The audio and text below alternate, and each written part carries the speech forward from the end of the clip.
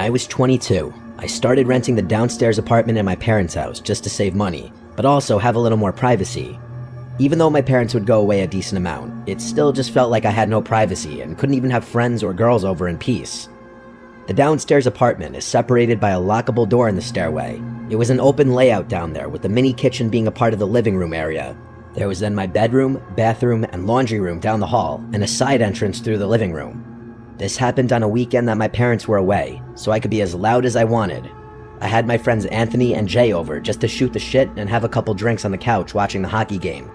Since my parents weren't home, we were blasting music as we chilled. I wouldn't say I got drunk, but I definitely got a buzz going by the end of the game. I would keep the door between my apartment and the upstairs unlocked when my parents were gone, since I didn't have to worry about them randomly coming down. I kept the drinks in the fridge upstairs since it was bigger and quite literally just worked better. Since my friends drove and had been drinking, both of them decided to crash at my place for the night. The couch down there was massive. It could easily sleep 3 people if they laid down the correct way. So after a pretty long night of drinking, I said goodnight and went to my room to go to sleep. I found myself waking up in my bed a few hours later. It was still the middle of the night, or early morning hours. I immediately heard what most likely woke me up. I heard footsteps from upstairs. Someone was walking around up there. It was a pretty natural assumption that it was Anthony or Jay going upstairs to check my parents' fridge for cold water or something, so I didn't let it bother me. I closed my eyes again, only to hear something else just a couple minutes later. The sound of my bedroom doorknob. Someone tried twisting it, but it was locked. I always lock my bedroom door, it's just a force of habit. I wondered why either of them were trying to come in, but I was tired and figured if I just didn't say anything and pretended to be asleep, they'd go back to sleep themselves. Maybe it sounds weird, but I just didn't have the energy to be bothered at all, and it worked. I fell asleep shortly after that. When I woke up the next morning, Anthony was already gone, but Jay was still asleep on the couch. When he heard me open the fridge door, he slowly started moving around and rubbing his eyes. I asked him if he was trying to come into my room last night, and he said no, he didn't think so, but that he didn't remember because he got pretty drunk. He and I went to a nearby deli to get some bacon, egg, and cheeses and coffee, and then we ate them in my backyard. He left not long after that, and I pretty much went about my day as usual. I didn't ask Anthony if he tried coming into my room because honestly I didn't care that much about it. It really wasn't a huge deal. I think I spent most of that Saturday out of the house doing stuff with other friends. I got back home pretty late at night, but not really intoxicated because that day was more of a marathon, and by then I'd sobered up. I was beat though, so I had a snack, washed up, and went straight to bed. When I say went to bed, I actually mean I crawled into bed and watched like an hour of something on TV. After I turned off the TV, right away, I heard it. Creaks and thumps from above, almost sounding like footsteps similar to the night before, directly overhead in the kitchen upstairs. I had to really focus and listen, but the sound stopped. I felt my heart start beating a bit faster. I felt a slight nervous feeling in my gut for a few minutes as I was sitting up and waiting to hear something else. Eventually, I laid back down and relaxed, realizing it was most likely just some normal house settling noises, and my paranoid thoughts were making them out to be louder than they were. I couldn't have been more wrong. I should have trusted my initial feeling. When I heard the doorknob to my bedroom door move again, I sprang up so quickly that you'd think I was about to get hit by a bus. The doorknob only moved for a couple seconds like it did the night before, but tonight, there was a light knock at the door, followed by the doorknob. I didn't say a word. I reached for my phone, which was on the bed, and started texting my family along with Anthony and Jay.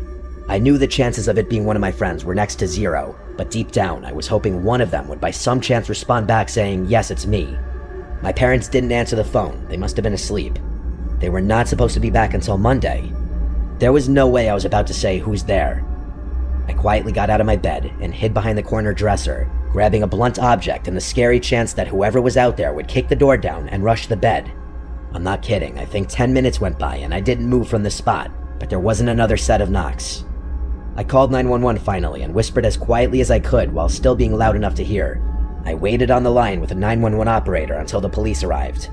Since I didn't feel safe exiting the room, I asked the operator if she could tell the police to meet me at my bedroom window. Once an officer was outside my window, they gave it a tap and I went to open it. Thank God I was on the first floor.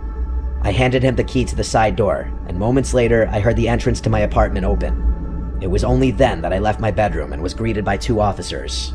I turned on all the lights. My apartment was small with not many places to hide, so the search down there was quick. Then we went up to the main floor of the house and searched it. Nothing. And then we got upstairs. I told the officers what each room was before they'd enter. It was when they entered my parents' room that I heard a commotion about 30 seconds later. I was outside in the hallway when I heard it. I took one peek into the room and saw 2 officers yelling at someone under my parents' bed. I felt a knot in my stomach. I was told to wait downstairs. It was minutes later that they were walking down a tall, dirty, scary-looking man in a sweatshirt and shorts. They asked me if I knew this man, and I said of course not. The look of hate that man gave me was haunting.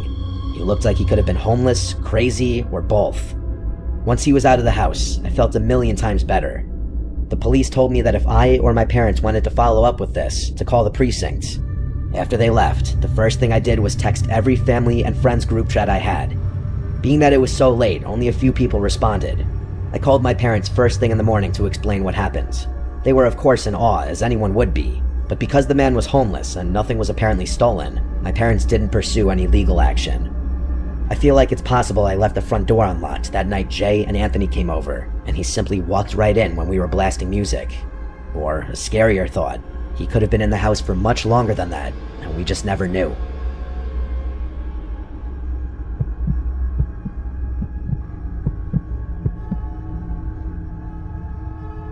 I've always loved the quiet. I moved up to this little cabin in rural upstate New York about 5 years ago, away from the chaos of the city. The place is big, secluded, and the woods stretch out far beyond my property. The nearest neighbor is miles away, and the only sounds you can hear are the wind in the trees and the occasional bird chirping in the distance. It's peaceful, and that's how I like it. Fishing is my thing. I spend most of my time on the lake that sits just behind my house. It's the perfect place to escape everything. I don't mind being alone. Hell, I enjoy it. The cabin has a huge deck that looks out over the woods. I often sit out there with a cold beer in my hand, watching the sun dip behind the trees and listen to the nighttime sounds of the woods. It's always been peaceful, until recently. It started about 2 weeks ago. I was on the deck, like usual, just staring into the dark, when I heard something. A snap of a twig in the distance. I didn't think much of it. Deer, maybe, or a raccoon. The woods are full of life, and I've gotten used to the noises over the years. But as the days went by, the sounds became more frequent. At first, it was just that, twigs snapping or leaves rustling, things I thought were just animals. But then, one night, I heard something different. A scratching sound. It came from the side of the house, somewhere near the window of the spare bedroom. It was quiet, almost like it was trying to be sneaky. I stood up my chair, heart pounding a little faster than usual. I waited, but nothing came after that. Probably just a squirrel, I told myself. But I didn't feel right. I decided to go inside and lock up for the night. The next evening, I heard it again. The scratching. It wasn't just at the side of the house anymore. Now it was closer. It sounded like it was coming from right outside the spare bedroom window. I froze, listening carefully, my nerves starting to fray. I couldn't explain it, but something felt off. I went to the window, pulling the curtains back slightly to see what was outside. The moonlight illuminated the trees, casting long shadows across the yard. The wind was still, and everything seemed normal. No animal, no person. I shook my head, telling myself that I was just letting my imagination run wild. It was probably a branch brushing up against the window, or maybe the wind. I convinced myself it wasn't anything to worry about and went to bed. The next night, the scratching returned. It wasn't just scratching anymore, though. It sounded like light tapping, as if someone were tapping on the window, trying to get my attention. My heart skipped a beat, and I jumped out of bed. I grabbed a flashlight and crept through the dark hallway toward the spare bedroom. When I reached the window, I shone the flashlight outside. There was nothing there. No person, no animal, just the same empty woods. But I couldn't shake the feeling that I wasn't alone. I couldn't explain it, but something was wrong. The air around me felt thick, heavy. I went back to bed, but I couldn't sleep. Every little noise seemed louder, and every creak of the floorboard sounded like someone was moving around in the house. I stayed awake, listening, but eventually I fell asleep out of sheer exhaustion. The nights went on, and the sounds didn't stop. I'd hear them every night, always the same. A tap, a scratch, sometimes even a faint whisper that seemed to come from within the walls. I tried to ignore it, but it was getting harder. One night, I decided to confront whatever was causing it. Maybe it was just an animal, I thought. Maybe a raccoon or some other critter had found its way inside. I grabbed a crowbar from the shed out back, figuring it might be a good idea to have something in case things got weird. I went to the spare bedroom and carefully opened the door. The air inside felt stale, like it hadn't been touched in ages. I hadn't used the room in months. I shone the flashlight around the room, moving slowly, checking every corner, under the bed, behind the dresser. Nothing. I stood there for a minute, feeling like an idiot. There was nothing. It was just the same old room, empty. But as I turned to leave, I noticed something. The closet door was slightly ajar. I don't remember leaving it that way. My stomach dropped. I slowly walked over and pulled open the door. Nothing was inside, but as I shone the flashlight into the back corner of the closet, I saw something strange. A small piece of cloth caught on the edge of the wall. It was dark, torn, almost like a piece of clothing.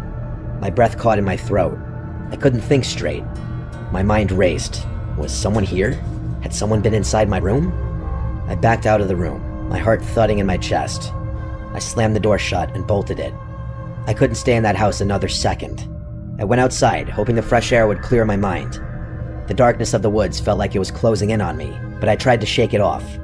Maybe it was just my nerves. Maybe the isolation was getting to me. I slept on the couch that night, a baseball bat within reach, but I didn't hear anything. No scratching, no tapping. It was quiet, almost too quiet. The next night, I decided to be brave. I was going to stay in my bed, and I wasn't going to let whatever this was drive me out of my own house. But just as I was about to drift off to sleep, I heard it again. The tap, tap, tap against the window. I jumped up, heart racing, and grabbed the flashlight. I ran to the spare bedroom, not caring how loud my footsteps were. This time, when I pulled back the curtain, I didn't just see the woods. I saw a shadow. Someone standing just outside the window, barely visible in the dim light. I froze, my blood running cold. I turned around, my mind spinning. Who was that? What were they doing here? I didn't want to believe it, but there was no denying it now. Someone had been outside my house, and they had been watching me. I ran to the phone and called 911, my hands shaking so much that I could barely dial. The operator answered, and I could barely speak through the panic in my voice. "Someone's been outside my house," I said, "and I think they're still here." I gave them my address, and they said they'd send someone out right away. I hung up and looked around the room. I needed to leave. I couldn't stay here anymore. But as I turned to grab my jacket, I heard something from the hallway, a slow creak. Someone was moving through the house. I didn't hesitate. I ran for the back door, flinging it open and tearing through the woods. I ran as fast as I could, not stopping to look back, my lungs burning with every step. By the time I made it to the edge of the property, I could see the flashing lights of the police cars in the distance. I slowed down, my body trembling, and I hid behind a tree, watching. The officers arrived at the house, guns drawn, searching the place, but I didn't stick around to find out what happened. I couldn't. I knew that whatever or whoever had been in that house, it wasn't done. I wasn't safe there anymore. I haven't gone back since. I followed up with the police to let them know I was alright so there wouldn't be a search out for me. The cabin is still there, sitting alone in the woods, but it doesn't feel like home anymore. Every time I close my eyes, I hear the tapping sound. I don't know who was in my house or what they wanted, but I know one thing for sure. They were waiting for me, and they're still out there.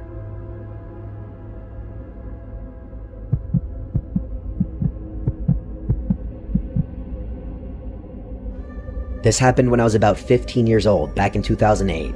My parents went out to the casino for the night, so it was just me and my dog Abby home alone. It was about 11 at night, and I was up messaging some friends on Instant Messenger and watching YouTube videos. As I was typing and chatting away, I heard Abby barking at something in the living room. I figured it might be my parents getting home and just waited. After about a minute or so of more barking and no sound of the door opening, I got up and went into the living room to check it out. Abby was facing the windows that looked out onto our driveway, still barking. I couldn't really see out of the windows because the lights were off outside, and it was really dark. I peered through the window and saw only the one car in our driveway, so I knew my parents hadn't come home yet. I chalked it up to Abby possibly hearing a neighbor's car door slam shut, or a particularly loud car driving by, as we lived on a main road with lots of noise, even late at night. I went back to messaging my friends, but over the next 5 minutes, I kept feeling like I was hearing noises around my house. Abby would stop and start barking again at different intervals. I was about to get up to calm her down, when I could have sworn I heard a knock or a rustling sound at the living room door. I got up and slowly made my way back into the living room to look through the windows again. Nothing. I was starting to get a little nervous and was too scared to look into the peephole in case some crazy face was staring back at me. I double-checked to make sure the door was locked and was about to leave the room when the sound of knocking suddenly came from the side door of the house. My heart fluttered. I didn't know what to think. Like, did my parents get locked out and they were trying to get in? Was someone trying to break in? Was there more than one person? I barely had time to register those thoughts when I heard the sound of the doorknob from downstairs being shimmied with, like someone was trying to open it. Our basement was essentially under the house, with the entrance being pretty hidden. To get to that door, you had to walk around the entire house into our backyard and go under the deck. You'd either need to already know the door was there, or be really determined to find a way in. Abby was whimpering and barking louder than ever, running from room to room trying to locate the threat. It felt like the whole house was surrounded. The noises from the basement grew louder, and it almost sounded like whoever it was had managed to get it open, because suddenly, the noise stopped. My heart sank. I stopped breathing, standing frozen in the silence, just waiting for the next sound. Then, quick as a whip, Abby flew down the stairs and started growling maniacally at whatever was down there. Abby was a good-natured black lab who had never hurt a fly, but in this moment, I had never heard her sound more threatening. It felt like I was frozen in place for minutes. Finally, my fight-or-flight instinct kicked in when I realized Abby had stopped barking and growling. I called her upstairs and locked the door inside the house that led to the basement. I grabbed the home phone because I didn't have a cell phone yet, and ran with Abby into the closet in my parents' room, where one of the guns we owned was stored. I sat there, armed and ready, about to call 911, when I suddenly heard the front door open. Abby sprinted out. I yelled no after her, but then heard the sound of my parents' voices. I ran into the living room to see them petting Abby and looking at me strangely. I spent the next several minutes recounting the events of the night to my parents. My mom was horrified, and my dad spent the next hour searching every corner of the house inside and out with his gun in hand. We didn't find anything, and I didn't sleep that night. The next afternoon, there was a knock at the front door.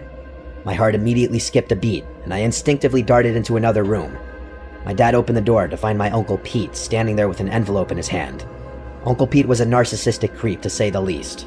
He always mistreated my aunt and acted very weird around the kids and cousins at family parties. Nothing illegal as far as we knew, but he just had this way about him. You knew to try to avoid him. Growing up, I always felt a bit anxious whenever he talked to me. I can't remember anything specific he may have said, but his overall demeanor was unsettling. Even adults who spent too much time around him said he made them uncomfortable. I played softball, and his daughter, my cousin Kate, played in a league a few years below mine. I loved my cousin and always felt bad for her, having such a creepy dad, so I would often give her tips or help out her team with pitching and fielding lessons. My mom and I eavesdropped from another room and overheard Uncle Pete say something like, "I tried to stop by last night to drop it off, but no one was home, I guess." I couldn't hear much else, but shortly after, I heard my dad slam the door shut. My mom and I peeked out and asked what happened. My dad, his face quivering with anger, said that apparently Uncle Pete had been the one stomping around the house last night trying to get inside. He handed me the envelope, and I opened it to find a card with a gift card inside, thanking me for helping his daughter with softball lessons. A night of panic and terror, all at the hands of my creepy uncle. My dad had threatened him during the conversation at our front door, and after that, we never really spent time with him again. When I think about this story now, I'm at least glad I found out who was behind the incident. Otherwise, I might have spent years wondering if it had been burglars, a ghost, or something else. I'm thankful Abby was there to protect me. She most certainly scared him off when he was trying to get in through the basement. But even so, I'm still left with so many questions. What the hell was he thinking? Why did he need to drop that card off so late at night? Why didn't he get the hint that we weren't home when no one answered the front door? Why wouldn't he try calling the house to see if we were home? And worst of all, what would have happened had he gotten inside?